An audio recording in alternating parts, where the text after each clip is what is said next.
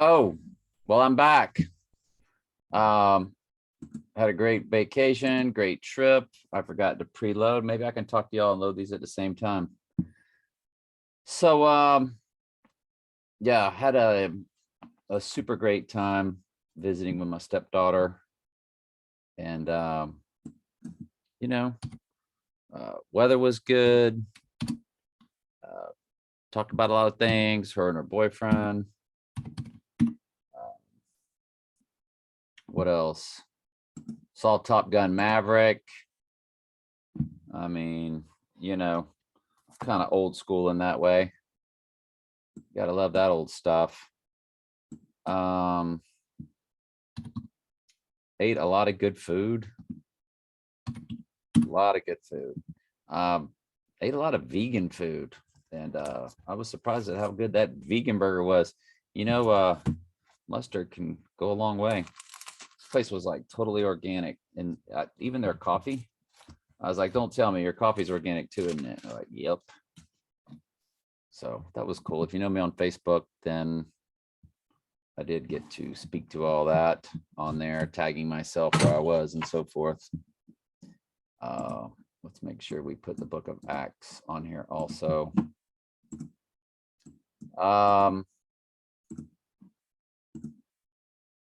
There we go. Are we moving and grooving? Whoops. I think we are. Yeah, Friday Bible studies are back. So let's get moving with them.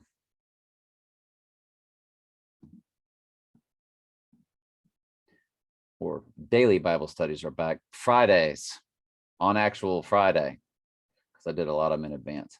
Paul realized, now I haven't done these in a while, so I might not even remember what what the previous verses were. Usually when I do them daily, I can recall what's going on.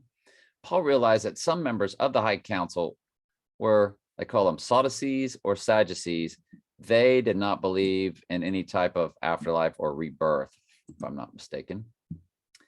And some were Pharisees. So there's a difference between Sadducees and Pharisees. The difference between the Sadducees and the Sadducees.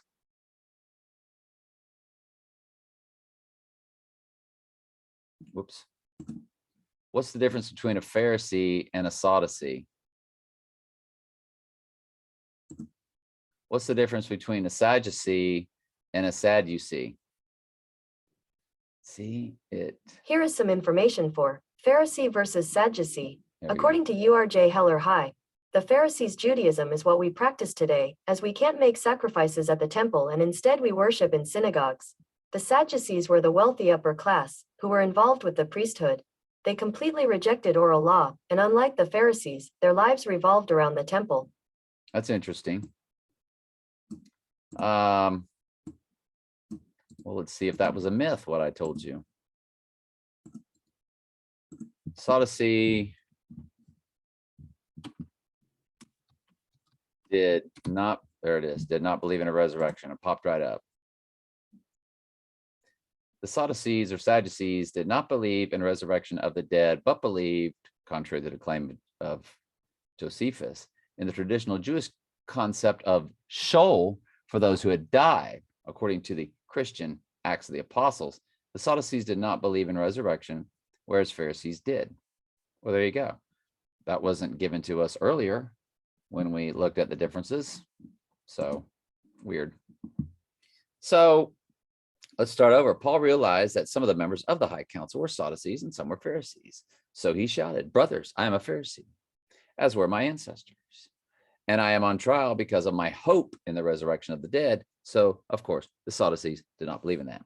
This divided the council and the Pharisees against the Sadducees. For the Sadducees say there is no resurrection or angels or spirits, but the Pharisees believe in all these things.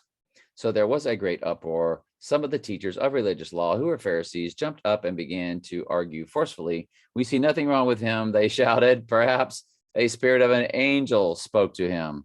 As the conflict grew more violent, the commander was afraid that they would tear Paul apart. So he ordered his soldiers to go rescue him, by force. and take him back to the fortress. That night, the Lord appeared to Paul and said, "Be encouraged, Paul. Just as you have been a witness to me here in Jerusalem, you must preach the good news in Rome as well." The plan to kill Paul.